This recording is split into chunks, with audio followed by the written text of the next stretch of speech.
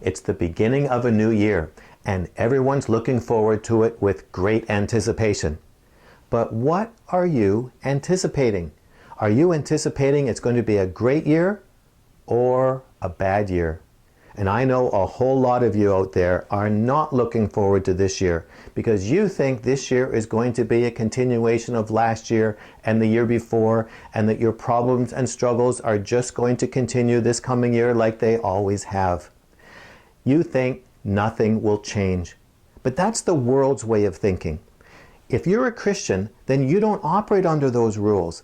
As a Christian, your past no longer determines your future.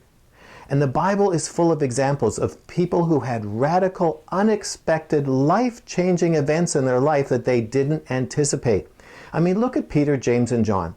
They were fishermen. They expected to be fishermen their whole life because probably all the relatives were fishermen. And they had no expectation that anything would be different in their life until on one very ordinary day, Jesus walked by and their lives were changed forever. Remember Paul? He thought he was going to be a Pharisee for his whole life until he met Jesus. And his life was never the same again. You have no idea what exciting changes Jesus has in store for you. But now some of you have had a promise from God or a prophetic word a long time ago, and it's just never come to pass. And you became very discouraged, you gave up hope, and you just sort of said, what's the use of even thinking about it? But the Bible is full of stories of people who had promises and prophetic words, and it took a long time for them to be carried out. I mean, look at Abraham, how long he waited for the child of promise. David was anointed king, and then he spent the next, I think, 13 years running for his life. And Anna and Simeon waited their whole life in the temple because they had a promise that they would see the Messiah. So they waited, but they unexpectedly, at the moment that they didn't think of it, the promise was fulfilled. The prophecy took place. And it surprised them when it finally did happen. So you see, don't give up on your promises. You have no idea when it will unexpectedly take place.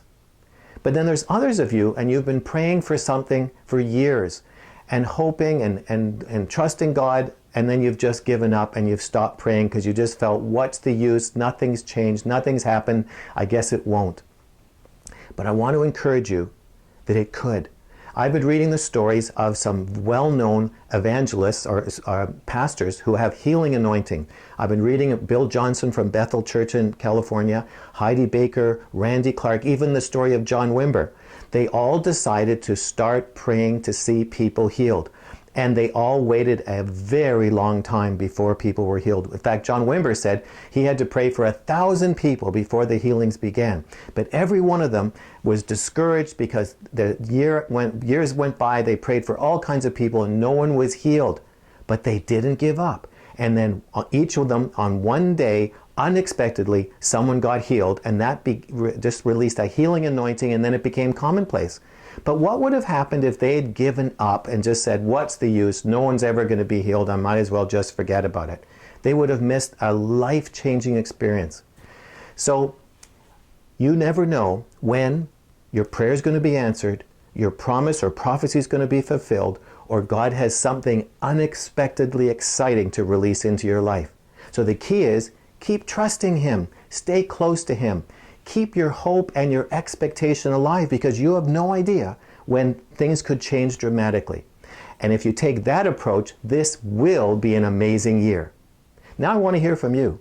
How has God done something unexpectedly amazing during one of your years and it took you completely by surprise and it changed your life? Just leave your comments in the box below. And if this is your first visit here, you need to get my free self-assessment guide. And to do that, just subscribe to my weekly email newsletter by filling out the form. And I'll talk to you again next week. But this week, start anticipating an amazing year.